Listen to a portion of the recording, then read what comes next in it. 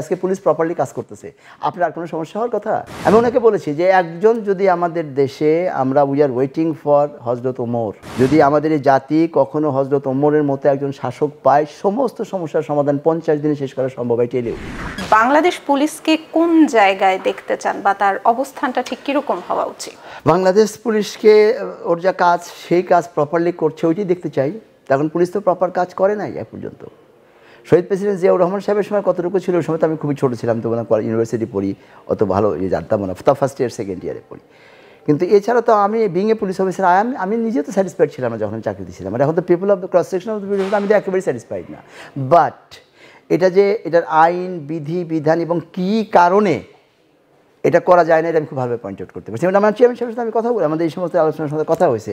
আমি ওনাকে বলেছি যে একজন যদি আমাদের দেশে আমরা উই আর ওয়েটিং ফর হজরত ওমর, যদি আমাদের এই জাতি কখনো হজরত ওমরের মতো একজন শাসক পায়, সমস্ত সমস্যার সমাধান 50 দিনে শেষ করা সম্ভব। এটাইলেও আমাকে জিজ্ঞাসা করেছেন যে কীভাবে, আমি তো বলেছিলাম যে আমি আর কোনো ডিপার্টমেন্টের খবর যাই না, আমি শুধু পুলিশের বিষয়টা যদি আপনি নিজেই চিন্তা করেন যে আজকে পুলিশ প্রপারলি কাজ করতেছে, আপনার আর কোনো সমস্যা হওয়ার কথা? আপনি অন্য যে ডিপার্টমেন্টে যান, যখনই আপনি কাজ পাবেন না তাদের কাছ থেকে প্রপারলি, আপনি পুলিশকে জানাবেন যে ভাই আমি ওখানে ইনকাম ট্যাক্স অফিসে গেছিলাম, আমাকে ওই জমা কমিটি ফেরত দিয়ে দিছে, আমি ওই জমি খাজনা দিতে গেছিলাম, আমার কাছ থেকে আমাকে নেয়, আমি রাস্তায় চলতেছিলাম, আমাকে ওই দোকানদারি ধোকাবাজি করছে। প্রত্যেকটা বিষয়ে ব্যবস্থা নেওয়ার অথরিটি পুলিশের আছে। তো সেই কাজ একটা সব কিছু বাদে আমি শুধু যদি পুলিশিং তো আপনাদের এখানে পুলিশিং হয় যে আপনার কাজ ঠিক মতো করছে কি না, ঠিকমতো অফিসে আসলো কিনা, এটা তো এক ধরনের পুলিশিং। কিন্তু হ্যাঁ, পুলিশ মানে আপনাকে ইউনিফর্ম পরেই যে পুলিশ হইতে হবে, ইটস নট দ্যাট। আপনি যে কোনো কাজ মানে খবরদারিত্বের কাজ বা যে কোনো কাজ যে করতে চায় না, শৃঙ্খলা আনয়নের যে কাজটা, শৃঙ্খলা আনয়নের যে কাজটা সেই পুলিশিং।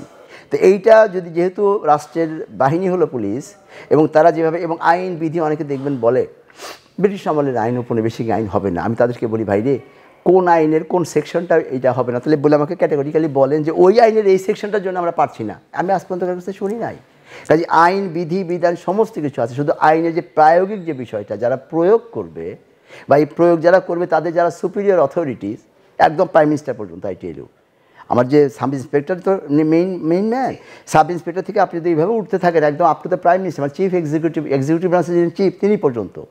শুধু এরা যদি সাব ইন্সপেক্টর যদি বোঝে যে আমি কাজটা প্রপারলি করলে আমাকে কেউ কোনো রকম ক্ষতি করতে পারবে না, আমি রিওয়ার্ডেড হব, আর যদি না করি আমি যতই ইনফ্লুয়েন্সিয়াল হই না কোনো আমার যে ফেট সে দেখে আমাকে কেউ সেভ করতে পারবে না। সেজন্য যেন ওমর দরকার। তো আমার নেতা বলেছেন যে উনি ওমর হবেন ইনশাআল্লাহ, দেখি আমরা অপেক্ষায় আছি।